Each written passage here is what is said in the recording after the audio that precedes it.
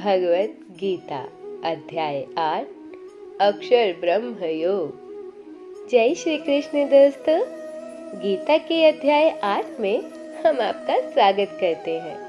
अध्याय 7 में हमने जाना कि वस्तुओं, ब्रह्मांड और मनुष्यों में जो श्रेष्ठता है वह ईश्वर का ही रूप है। अगर हम ईश्वर को स्मरण करते हैं तो इसमें हमारा ही लाभ है, क्योंकि इससे हम स्वयं की श्रेष्ठता को प्राप्त होते हैं। आइए श्रवण करते हैं गीता के अध्याय 8 अक्षर ब्रह्म योग का। श्री भगवान बोले, हे अर्जुन, जो पुरुष अधिभूत और अधिदैव के सहित तथा अधियज्ञ के सहित सबका आत्मरूप मुझे अंत काल में भी जानते हैं, वह युक्ति चित्त वाले पुरुष मुझे जानते हैं अर्थात मुझे प्राप्त हो जाते हैं। इस पर अर्जुन बोले, हे पुरुषोत्तम, वह ब्रह्म क्या है, अध्यात्म क्या है, कर्म क्या है, अधिभूत नाम से क्या कहा गया है और अधिदैव किसको कहते हैं? हे मधुसूदन, यहाँ अधियज्ञ कौन है और वह इस शरीर में कैसे है तथा युक्ति चित्त वाले पुरुषों द्वारा अंत समय में आप किस प्रकार से जानने में आते हैं? दोस्तों, अर्जुन के यह प्रश्न पूरे मानव समाज के कल्याण के लिए है। अर्जुन ये जानना चाहते हैं कि अंत समय में भी मनुष्य कैसे परमात्मा को जान सकता है। अब भगवान अर्जुन के 7 प्रश्नों में से पहले 3 प्रश्नों का उत्तर देंगे। हे अर्जुन, परम अक्षर ब्रह्म है। अपना स्वरूप अर्थात जीवात्मा अध्यात्म नाम से कहा जाता है और भूतों के भाव को उत्पन्न करने वाला जो त्याग है वह कर्म नाम से कहा जाता है। दोस्तों, श्री कृष्ण समझा रहे हैं कि परम अक्षर यानी जिसका नाश संभव नहीं, जो सदा सदा के लिए है, वही ब्रह्म है, वही सच भी है। और जो मनुष्य स्वयं की आत्मा को जान जाता है, अपने भीतर छुपी कभी खत्म ना होने वाली शक्ति को समझ जाता है, केवल वही अध्यात्म को जानता है, कोई अन्य नहीं। और हमारे सभी दुखों तथा सुखों का कारण हमारी भावनाएं और अपेक्षाएं होती हैं, जो हमेशा हमें अपने पीछे दौड़ाए रखती हैं। पर जो मनुष्य इंद्रियों और मन को वश में करके कर्म करता है, उसी को कर्म नाम से कहा गया है। अधिदेव, अधिभूत और अधियज्ञ को समझाते हुए श्री भगवान बोले, उत्पत्ति विनाश धर्म वाले सब पदार्थ अधिभूत हैं। हिरण्ययम पुरुष अधिदैव है। और हे देहधारियों में श्रेष्ठ अर्जुन, इस शरीर में मैं वासुदेव ही अंतर्यामी रूप से अधियज्ञ हूँ। दोस्तों, भगवान समझा रहे हैं कि अधिभूत वह चीजें हैं जिनका नाश निश्चित है, यानी जो हमेशा के लिए नहीं है, जैसे हमारा स्वयं का मानव शरीर। और अक्षर ही अधिदैव है, जो हमेशा के लिए है। और हमारे इस शरीर में अंतर्यामी रूप में भगवान सदैव रहते हैं और भगवान का वही अव्यक्त और सूक्ष्म रूप अधियज्ञ है। अब अर्जुन के 7वें प्रश्न का उत्तर देते हुए श्री भगवान बोले, हे अर्जुन, जो पुरुष अंत काल में भी मुझको ही स्मरण करता हुआ शरीर का त्याग कर जाता है, वही मेरे साक्षात स्वरूप को प्राप्त होता है। इसमें कुछ भी संशय नहीं है। हे कुंती पुत्र अर्जुन, यह मनुष्य अंत काल में जिस जिस भी भाव को स्मरण करता हुआ शरीर का त्याग करता है, वह उसको प्राप्त होता है, क्योंकि वह सदा उसी भाव से भावित हुआ रहता है। दोस्तों, भगवान लगातार इंद्रियों को संयम में रखने का आदेश इसलिए ही दे रहे हैं क्योंकि मनुष्य जिस भी इच्छा या भाव को सोचते हुए प्राण त्यागता है, वह उसी भाव को प्राप्त होता है। और यही भावनाएं और इच्छाएं मनुष्य को दोबारा जन्म लेने पर विवश करती है और फिर नए जन्म की नई इच्छाएं और वही दौड़ाए रखने वाली भावनाएं। परंतु यदि कोई अंत समय में भी अपनी आत्मा और कर्म का सही मूल्य जान जाता है, वह साक्षात ईश्वर को ही प्राप्त होता है। श्री भगवान बोले, इसलिए हे अर्जुन, तू सब समय में निरंतर मेरा ही स्मरण कर और युद्ध भी कर। इस प्रकार मुझ में अर्पण किए हुए मन और बुद्धि से युक्त होकर तो निसंदेह मुझको ही प्राप्त होगा। दोस्तों, मृत्यु के समय सब अक्सर अपनी सबसे प्रिय या अप्रिय चीजों का ही स्मरण रखते हैं, क्योंकि मनुष्य ने अपना सारा जीवन उन्हीं भोगों के लिए जिया होता है और मनुष्य जहाँ सबसे ज्यादा अपना समय देता है, वह उसी को हमेशा याद रखता है। इसलिए भगवान निरंतर उनका स्मरण रखते हुए कर्म करने को कह रहे हैं, जिससे मनुष्यों के भीतरी सभी इच्छाएं और भावनाएं शांत हो जाती हैं और वह पुनर्जन्म को प्राप्त नहीं होता। श्री भगवान बोले, हे पार्थ, यह नियम है कि परमेश्वर के ध्यान के अभ्यास रूप योग से युक्त दूसरी ओर ना जाने वाले चित्त से निरंतर चिंतन करता हुआ मनुष्य परम प्रकाश रूप दिव्य पुरुष को अर्थात परमेश्वर को ही प्राप्त होता है।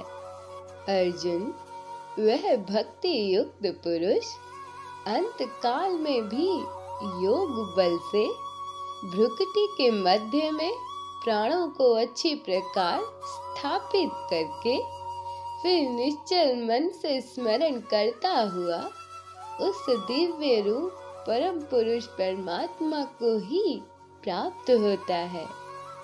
दोस्तों, भगवान यहाँ लगातार अभ्यास करने वाले योगी की प्रशंसा करते हैं, क्योंकि इस संसार में भी कुछ भी हासिल करने के लिए लगातार प्रैक्टिस और डेडिकेशन की रिक्वायरमेंट होती है, किसी भी फीलिंग की नहीं। और यही डेडिकेशन और प्रैक्टिस यदि मनुष्य अपने कर्म करने में लगाता है, तो वह पर्वत के बीच में भी मार्ग बना देता है। और इसी प्रकार ईश्वर की प्राप्ति के लिए योग करता हुआ योगी अपनी लगातार प्रैक्टिस से अंत समय तक अपनी सभी इच्छाओं और भावनाओं पर काबू पा लेने में सफल होता है। श्री भगवान बोले, हे अर्जुन, जो पुरुष मुझ में अनन्य चित्त होकर सदा ही निरंतर मुझ पुरुषोत्तम को स्मरण करता है, उस नित्य निरंतर मुझ में युक्त हुए योगी के लिए मैं सुलभ हूँ, अर्थात उसे सहज ही प्राप्त हो जाता हूँ। परम सिद्धि को प्राप्त महाजन मुझको प्राप्त होकर दुखों के घर एवं षड्भंगुर पुनर्जन्म को प्राप्त नहीं होते। दोस्तों, इस बात को समझना तो बेहद सरल है, पर इस बात पर अमल करना थोड़ा मुश्किल है, क्योंकि यहाँ भगवान अनकंडीशनल लव की बात कर रहे हैं। ईश्वर को तो हम केवल अपना निस्वार्थ प्रेम ही अर्पण कर सकते हैं, बाकी सब तो उन्हीं का दिया है। जिस प्रकार माता के हृदय में हमेशा बालक और प्रेमी के हृदय में प्रेमिका रहती है, उसी प्रकार भगवान उनको हृदयों में स्थापित करने को कह रहे हैं और निस्वार्थ प्रेम से भगवान आसानी से प्रकट हो जाते हैं, जिसके फलस्वरूप हम पुनर्जन्म को प्राप्त नहीं होते, अपितु ईश्वर को ही प्राप्त होते हैं।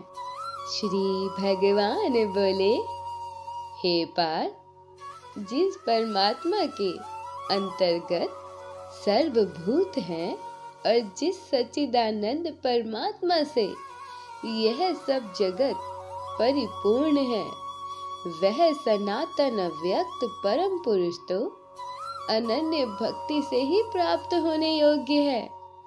अर्थात जिस परमात्मा ने इतने विशाल ब्रह्मांड और सृष्टि को बनाया है और जो सदैव ही इस सृष्टि चक्र को चलायमान रखते हैं, उस सच्चिदानंद ईश्वर को तो केवल निस्वार्थ प्रेम द्वारा ही जाना जा सकता है। निस्वार्थ प्रेम यानी कुछ गलत होने पर भी ईश्वर या खुद पर विश्वास ना खोना और कुछ पा लेने पर उसका घमंड ना होना, केवल शांति भाव से अपने सारे कर्म करते हुए ईश्वर को स्मरण रखते हुए उनका धन्यवाद करना ही निस्वार्थ प्रेम कहलाता है। श्री भगवान बोले, हे अर्जुन, जिस काल में शरीर त्याग कर गए हुए योगी जन तो वापस ना लौटने वाली गति को और जिस काल में गए हुए वापस लौट आने वाली गति को ही प्राप्त होते हैं, उस काल को अर्थात दोनों मार्गों को कहूँगा। दोस्तों, भगवान ने अभी तक जीवन का बहुमूल्य ज्ञान बताया। अब भगवान मृत्यु की गति को समझाते हुए बताएंगे कि किस समय प्राण को त्याग कर मनुष्य पुनर्जन्म लेता है और किस समय में नहीं। श्री भगवान बोले, जिस मार्ग में ज्योतिर्मय अग्नि अभिमानी देवता है, दिन का अभिमानी देवता है, शुक्ल पक्ष का अभिमानी देवता है और उत्तरायण के 6 महीनों का अभिमानी देवता है, उस मार्ग में मरकर गए हुए ब्रह्मवेता योगी जन उपयुक्त देवताओं के द्वारा क्रम से ले जाए जाकर ब्रह्म को ही प्राप्त होते हैं।